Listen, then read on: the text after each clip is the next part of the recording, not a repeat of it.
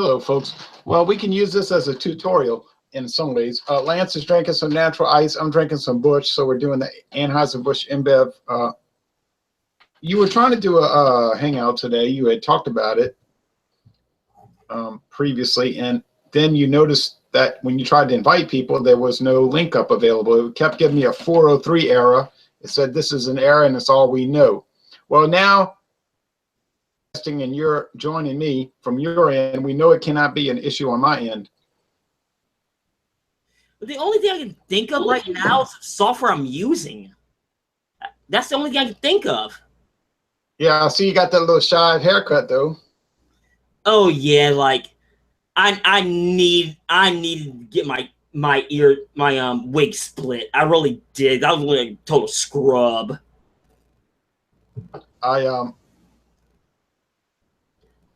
I have these Cheyenne Extreme Menthol, and I have Cheyenne Menthol 100s. I bought these at these are available at Family Dollar for $1.49 per 20.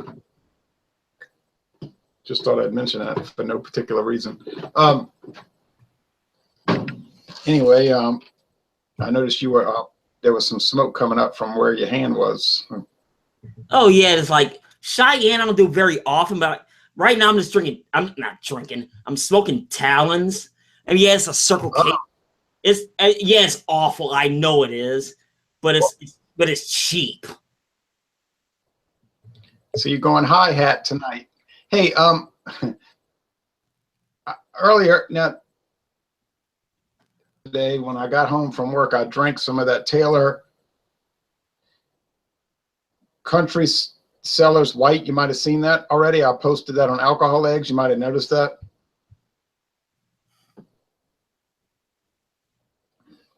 It's 11%. It's pretty good. I'm getting down toward the bottom. I think next month, maybe I'll wait till July. I got a Madeira lined up, and then I've got this Chablis, two types, California and New York, from Paul Masson. I don't know if you like wine at all, really, but The one thing with wine, I mean, I was into wine for a short period of time. So, but from wine from beer is a completely different ball game. So it's one of those situations to where, okay, I like my Merlots, I really do, but I'm thinking wine like here in this country, I'm going to California stuff. You know, I know there's enough stuff around otherwise, but you got to fill me in on this.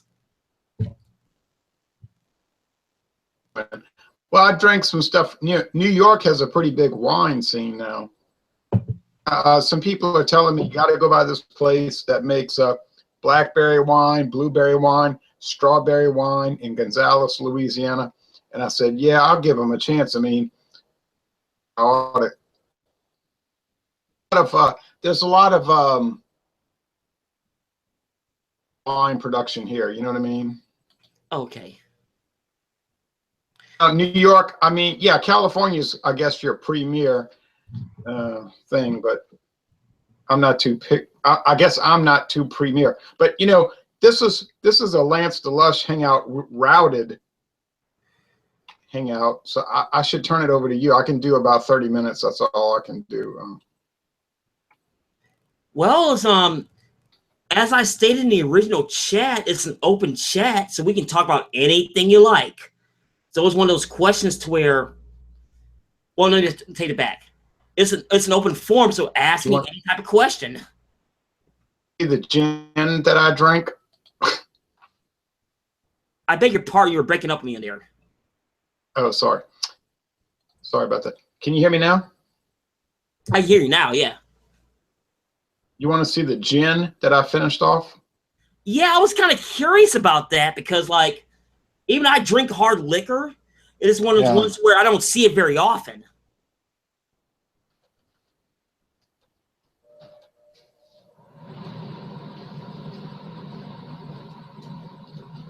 Yeah, before people get the wrong idea, I did this for science. Well, Clubhouse Gin. My daughter my daughter looked at it and she was appalled, you know. But it's a cute little bottle. Mansion, a clubhouse at a country club. It's got golf clubs, a rifle, a fishing rod, blah blah blah. But you know, bottle, you can't beat that aesthetic. But you know, it was so odd that I figured I would buy it. It's from Bardstown, Kentucky, and that told me right there that it was either being produced by excuse me, there was a little residual in there. It was being produced by Heaven Hill, or it was being produced by Sazerac. Well, it turns out it's a Heaven Hill brand. But it tastes like it's a very strange item. It tastes like a Sprite. Really? Yeah. What's another variant of Sprite? Like Mellow Yellow or like I want to say no, not Mountain Thunder. That's bad. That's Mountain Dew. But I know what you're talking about. Yeah, it's in that lemon lime realm with a little white pepper. Apparently, my research, I did some research based on another guy's research. He was saying that most of the gin in the United States, whether it's high hat or low brow, is coming from a company called Midwest Grain of Lawrenceville, Indiana. Now, is it a shell company? Do you know? What? I'm like, is it set up like a shell company? They farm it out to somebody else?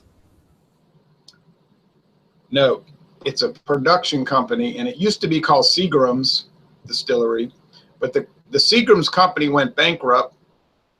They got bought. They got dispersed in the year 2000. Seagram's started to collapse, so a lot of other companies came in and bought up all the Seagram's assets, like Diageo. Part of Diageo, they bought Seagram's 7 and VO. Seagram's VO, and I think they bought. Oh yeah, Diageo bought their biggest brand, which is Crown Royal. Of course, who hasn't heard of Crown Royal? Oh yeah, it's famous. So then, and then everybody else came in and started snatching up different assets. So Midwest Grain Spirits, who has a big production facility in Kansas, swooped in and bought this distillery in Lawrenceburg, Indiana. And if you look on their website, it's an incredible website. They talk about how they are huge, and they make all these different varieties of gin. That's not the only thing they make, because they make a huge lineup of whiskey. Okay. It's and they say if you're a client, they'll take you on a tour. If you're a client, if you're going to do business with them, they'll take you on a tour. If you're just a tourist, they'll tell you sorry. But they apparently, according to them, they're like super. I mean, they don't leave anything to chance. So they basically, like you're saying, they farm out their products to various distillers around the United States, and not just distilling. They do food products too, you know, like salad dressing and stuff like that. But they were saying on this video I watched that if you're drinking a gin and it's produced in the United States, there's a very good chance that it's coming from Midwest Grain products. And there's a very good chance the whiskey you're drinking is coming from there. And they were saying, look at that bottle carefully. If the bottle does not say distilled, like this bottle here, it says, listen to this, Lance, and then I'll shut up. It says, especially selected and bottled by Kentucky Standard Distillers, Bardstown, Kentucky. It doesn't say distilled. It says selected and bottled. What does that mean? That means they contacted Midwest Grain Products. They selected this level of gin, which I'm sure was the lowest level. They distilled it. They aged it. They shipped it down to Bardstown, Kentucky. They bottled it and they sold it in Louisiana. Does that make sense? Yeah, it does. Yeah, it does. I'm just trying to think. It's like weird situation. Let me put the sound down. Hold on a second. Sound down. It is one of those ones to where, especially with like gin, I expect one of those situations where like it comes for me. It comes in two categories because I don't drink gin at all. It's one of those ones where it's come from Europe, or like what you're saying. And I don't know that this is a product of the situation or what. Gin is a insidious little drink. From it because I can see that it could lead to a lot of problems. I finished off that bottle that I just showed you, and I think it's going to be a couple of years before I mess with. Uh-oh. Hold on.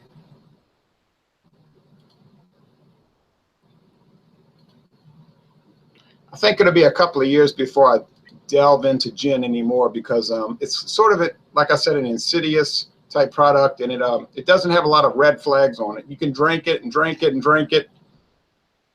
You got some, but you know, whiskey will give you more red flags. It'll send out little messages. Watch it, you know, and so then you'll say, okay, forget it, and you'll put it away. But my daughter was real excited because I bought her some gin. Yesterday, I gave it to her, and she was all excited because she's one of these big-time Chinese gin women. You know, that's like a thing now, I guess, whatever.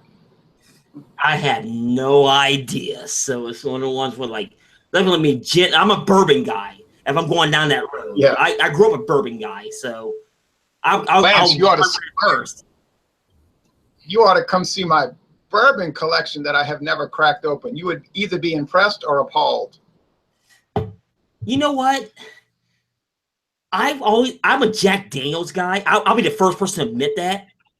However, if it's a really good bourbon or I'm curious, I want to have it, you know? That makes sense? You want to see I want to experiment. Daniels that you'll probably never be able to purchase?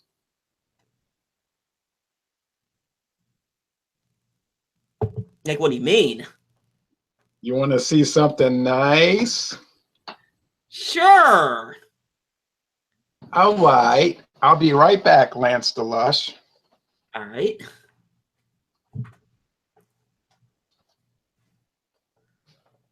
Lush fans, this should be interesting because this is one of those oddball chats. It's like I can do myself. Somebody else is serving it up. So this should be interesting. It'll be either interesting or depressing. Okay. Shoot for interesting. All right. Well.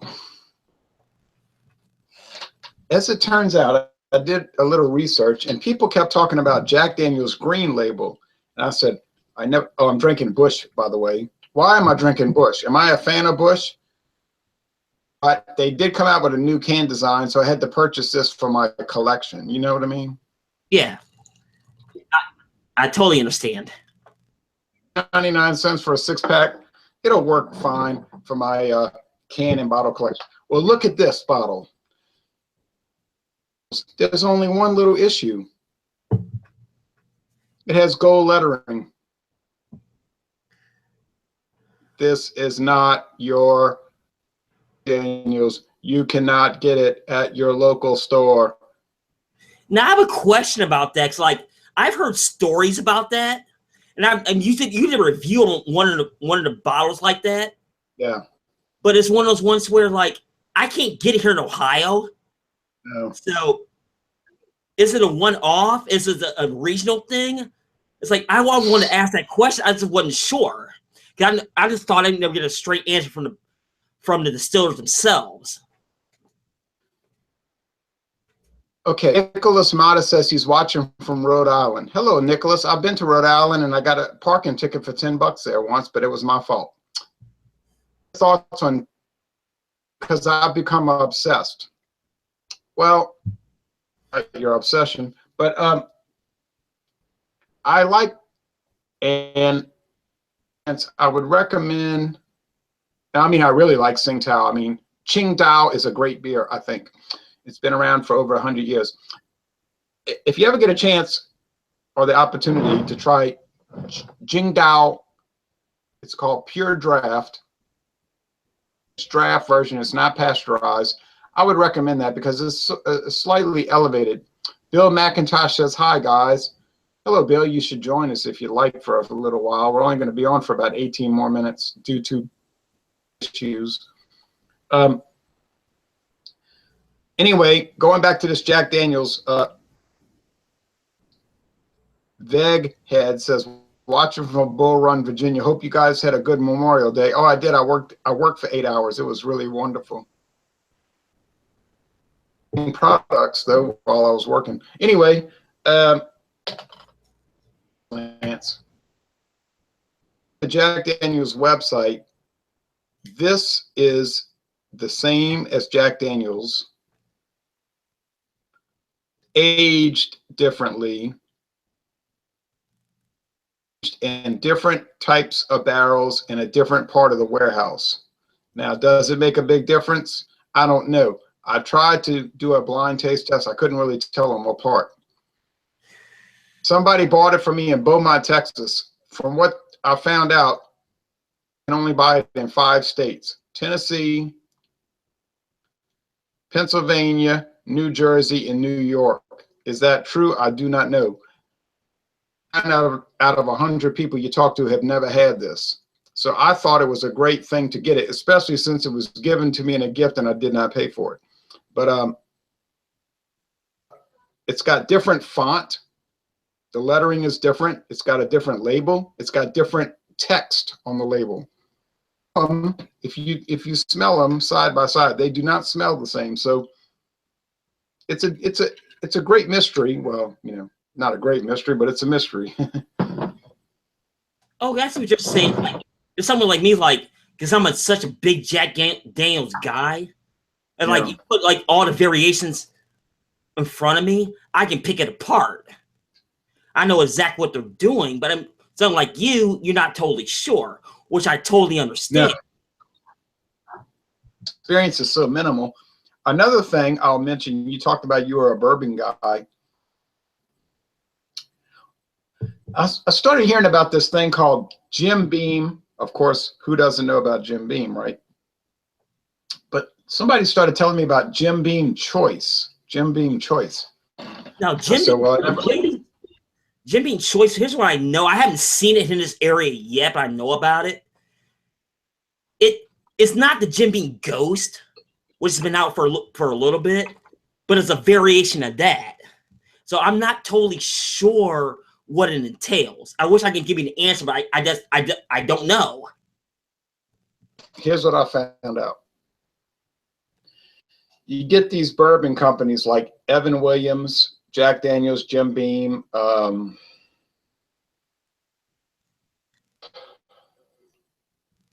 know there's another one. But anyway, green label variants. There's Ezra Williams. There's a the green label. They have it right here in Winn-Dixie. Okay, you may or may not find it. Apparently, the green label is a younger version. Well, it's not always a younger version. It's an alternate version because the Jim Beam website up until about a month ago was saying that the Jim Beam Choice, the green label, was aged 5 years, aged 4 years. But the Choice was aged in charcoal. Normal Jim Beam is not charcoal filtered. I'm sorry, not aged. Charcoal filtered. Misstatement. An email to Jim Beam, you know, I said, what can you tell me about Jim Beam Choice? Is it still being produced? They said, we have your case. We're going to work on it. What do you mean my case? This is not a murder mystery, you know. So anyway, About 2 weeks later, I get an email. They say, look, she says, look, Jim Beam Choice is going away. If you have the opportunity to purchase it, we recommend that you purchase it immediately. Too much. So, well, you know, the Jim Beam Black just came out. Yeah, I saw that. Yeah, and that's an extra age that heavy at Mathern's right now. So I think they're phasing out the Choice Black. But I thought to myself, I said, well, you know what? Team Choice, I ought to jump on it. What do you think? Well, the whole thing is like, I'm not a big Jim Beam fan because for me, it feels it's too sweet for me. Yeah. My teeth. And a lot of people are like that. Now, the flip side is if it's a one-off, I'll at least try it. Just to see what it is. Not just to review it, but just to see. Out of curiosity. Yeah. With the Choice, even the black I haven't seen yet. Even though allegedly a couple bars here around town has it. But I just don't know yet. I haven't gone out and looked. Bottle variations of Jim Beam Black down here right now. I noticed this morning. Beam Black in a glass 375 milliliter bottle, which is $8.99. And we've got a Jim Beam Black in the 750 milliliter bottle, which is $14.99. Well, of course, the $14.99 is a better value per ounce. I've never had it. But the question I'll ask you, we have about 12 minutes left. If you had the opportunity to buy the Jack Daniel's Green Label, I mean, would you buy it? I mean, just to say, okay, you had it, you tried it. I mean, would you jump on something like this? I would out of sheer curiosity. And let me tell you something. If it was bad, I'll hammer it. But my biggest issue would be, as far as a reviewer, I don't know if I can be unbiased because I'm just a big Jack Daniels fan. I mean, unless it's totally god awful. Yeah, but wait a minute. Well, wait a minute though, because I think Jim Beam has an interesting notice. I hope the audience noticed we're drinking beer and we're talking about bourbon, which is a little ironic. But how much can you say about Bush, right? But ice. But actually, I could say a lot about it. But I find the Jim Beam has a distinctive mossiness and greenwood flavor, and I do have some other Jim Beam variants like Old Granddad, Bottled in Bond. And I have something called Beam's 8-Star, which is Jim Beam version. It's I don't even want to get into the 8-Star, but I have a big bottle of that. And then we started breaking open some bourbon from Kentucky called Ancient Age. Opened last week, and Ancient Age is from 1940. So that was an interesting exploration. It's about $10.99 a bottle here. There's Ancient Age 10-Star, which is a more expensive version. Anyway. Then honestly, you're saying like something like Old Granddad. Like a lot of my friends, they have that on the shelf for parties. So I've had that, but but I use it more as a mixer, more than anything else. Now, Beam itself. Right. Now, I'm sorry. Beam itself. I fall in the bias category because of Jack Daniels, but I need to, as a reviewer, and let me back that up. Not necessarily as a reviewer, but as a connoisseur of good beverages. I need to learn what everything is. And that's something that's on the list, but I know with something like that, it'll probably take me a long time just to get adjusted to it, if that makes sense.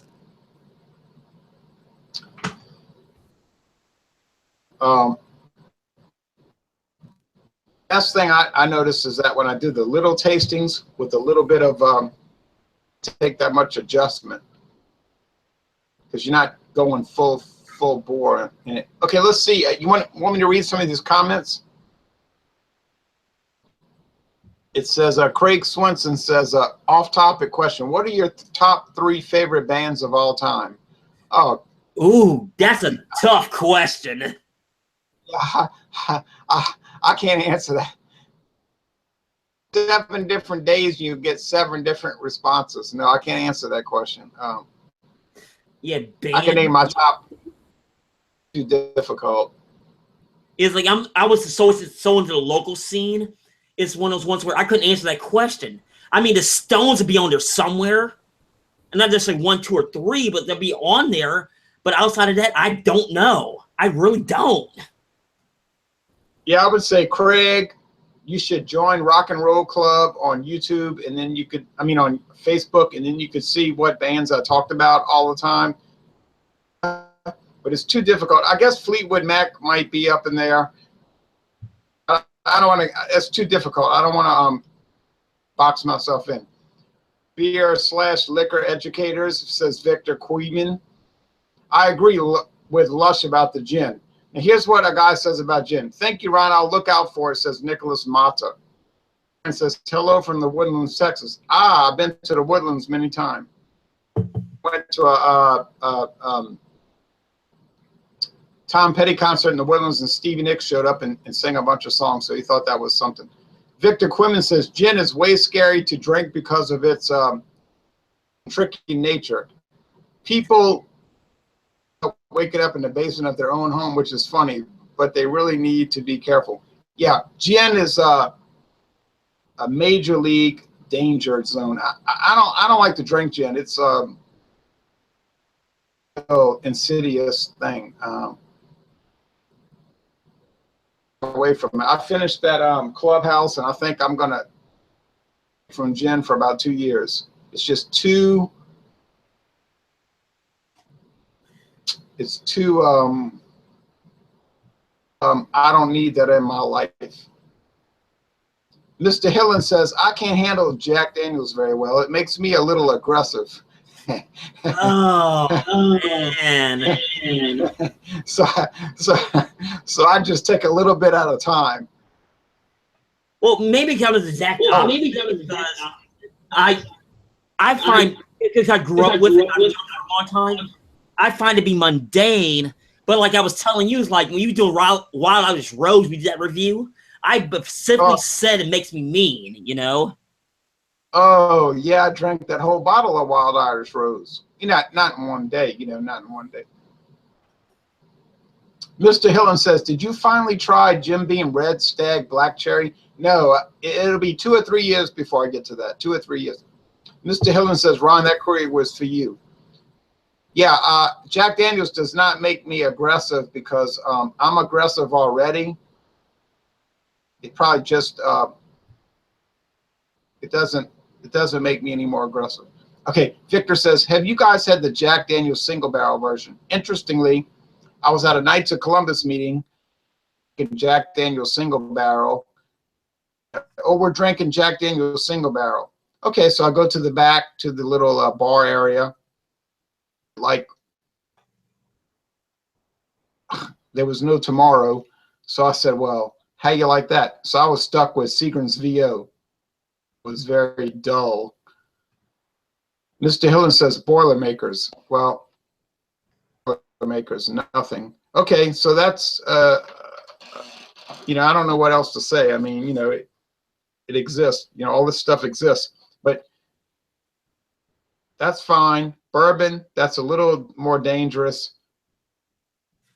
And gin, probably, yeah, to just avoid gin altogether, because there's too much, too many potholes in that highway. I really think it depends on the person. Maybe that's just me. I know we're getting short on time, but it's bourbon, at least to me, since I grew up with it, it's not a problem. But you starting like the gins and some brandies, so to speak, it becomes, because I'm not used to it, it becomes, the best way to straight, not necessarily a default, not a default, but a crutch, but a problem if you're not used to handling it. Does that make sense? Yeah, I'm going to show you something real quick.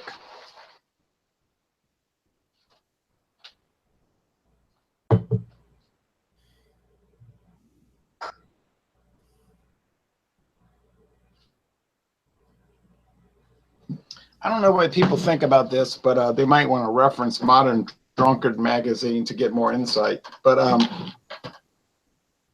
this isn't drinking this. Let me. I was reviewing this. We want to keep things. I was reviewing this about a week ago. Paul Masson VSOP Brandy. It's aged for 4 years in once used bourbon barrels. Video, it came out. I posted it today. It was very, very nice. It's got a cork, you know. It's about $15, $14 or $15 a bottle. Okay. But I was drinking on it, thinking about it. A friend of mine, I said, I don't like this stuff because when I drink it, I start thinking crazy stuff. You know, I start thinking about crazy things, you know.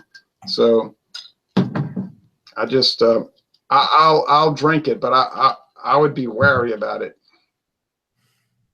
Brandy is a little bit scary.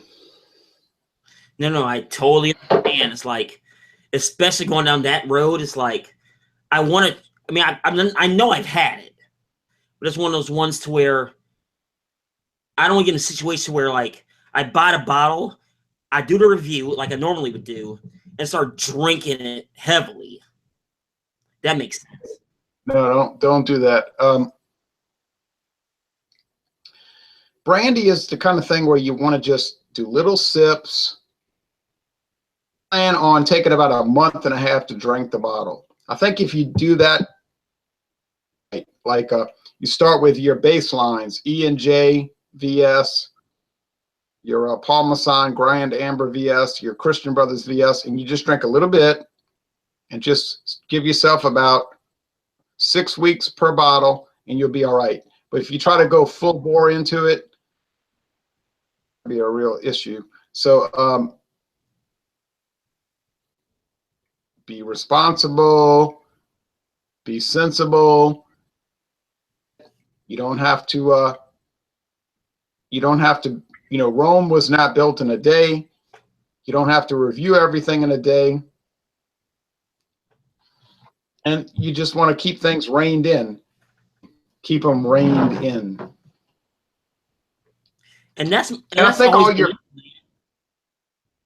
that's always has been.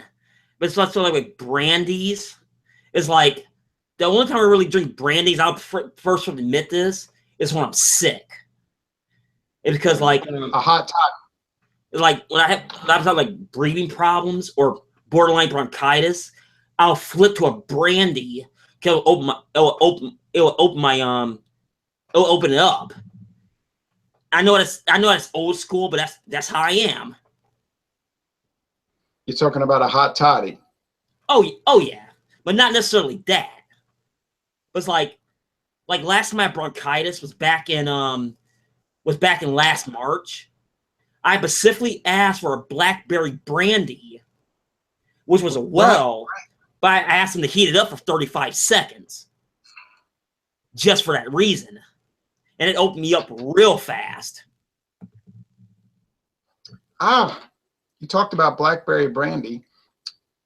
I was at a grocery store about a week ago and a bunch of blackberry brandy. I said, well, what do you know about this? It was called, it was blackberry brandy. It was, oh,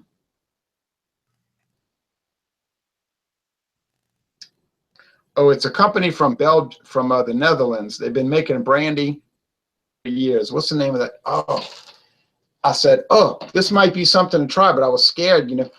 It's called, I mean, it doesn't matter. If you look it up on Google or Yahoo, it's going to bring it up. It's in that long neck bottle. But this stuff here, I'm sniffing it. Oh, it is so caramel and sweet and nougat and Three Musketeers bar. I mean, you just really want to be careful with it. I'm not messing with it. I'm not going to touch it for another week. It's just too dangerous, No, No, thank you. Yeah, I don't need that. But anyway, hey, look, I'm sorry that your Hangout on your channel sort of went off the rails. And like you said, there's some kind of technical issue that has to be addressed, but approach it because you don't know how to address it, right? Well, that's the thing. It's like, it's one of those ones where when I run live on a video, I don't use Google or quote unquote Alphabet themselves. I use a third-party program. So for me, it's like, what the hell am I doing, And it's like, actually, this is the fourth attempt of me doing this. And I hate this using somebody else. I really, really do. Because, like, I wanted to do it on my own. Yeah. Well, I think what we can do is in the next few months over the summer, we can work on trying to work through it. And then we can like test it out. And then I think we'll resolve the issue. I don't think it'll be too difficult. So, we've got June and July. I think by August 1st, we should have it resolved, and probably that. But anyway, some things that were not particularly important, although they're fairly interesting. You know what I mean? Oh, yeah, this is one of the ones where, like, I rarely do a live stream like this. Very rarely. I mean, outside of the Lush talks, but it's one of those ones to where my work, since I work a weird schedule, personally, yeah, being on this time of night is almost impossible. And this is a rarity. This is an event, To me offline, you said you would like to join the Wednesday night hangouts, but the work schedule makes that impossible. Oh yeah, because I'm at when you do live streams, I'm at work, so I can't join at all, and I'm not gonna get to a situation where I'm on lunch. My lunch is only a half an hour, and to where like I'm not gonna join and chat for a half an hour. I'm not gonna do that. No, forget that. Well, anyway, it was interesting. I'm sorry, people, that Lance the Lush was not able to have his hangout on his actual channel. Sometimes it failed, so we routed it here. I'm always glad to do that anytime. But I think eventually we'll have it resolved. We can work through the technical issues, and we can correct that. But anyway, I'm glad to do it, Lance. I've been talking to you off and on for about 3 or 4 years. Enjoyable, I have to admit. Yeah, I'm one of those unusual characters out there in the world. I always have been.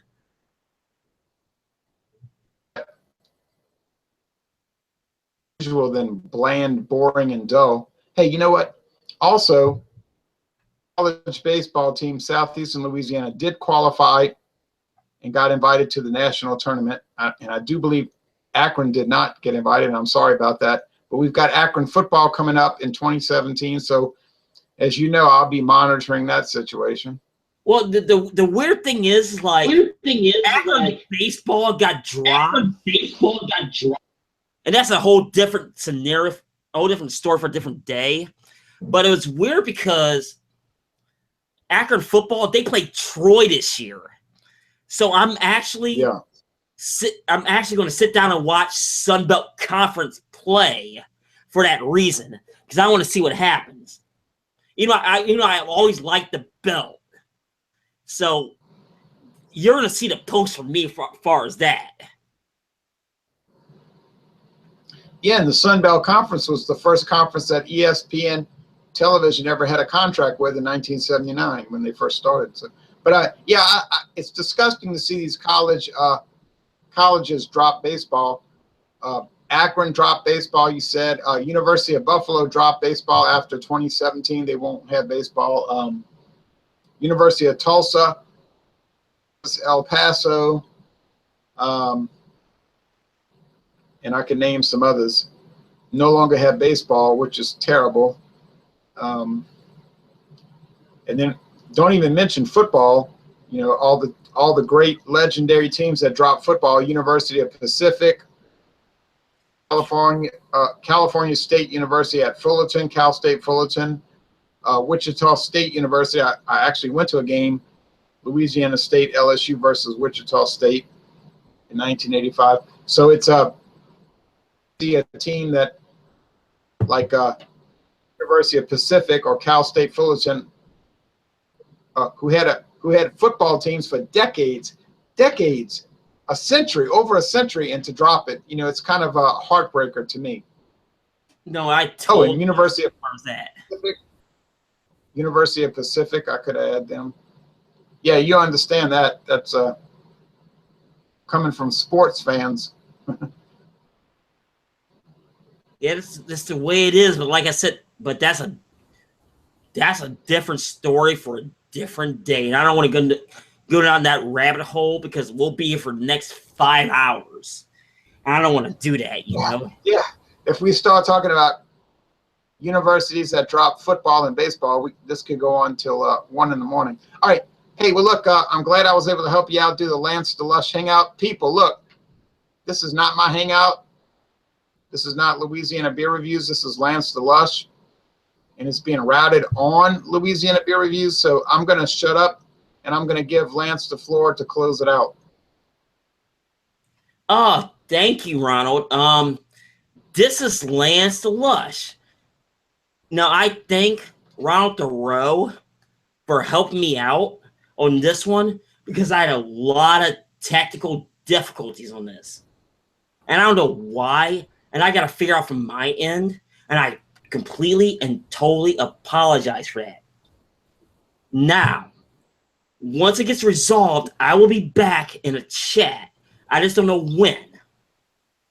But you guys will always be around. I always give updates. You guys know that. So, stay tuned for all the reviews I do. And for Ronald, he does a lot more reviews than I do. He always has. And he throws his hands up. It's like, I will do my reviews once a week in my scheduling. But stay tuned for all the reviews. And always, always, always, as I sign off, be careful and remember, Peteroo. All right, we all take care, and thanks for watching Lance the Lush videos, and everyone have a great Memorial Day evening and a great week.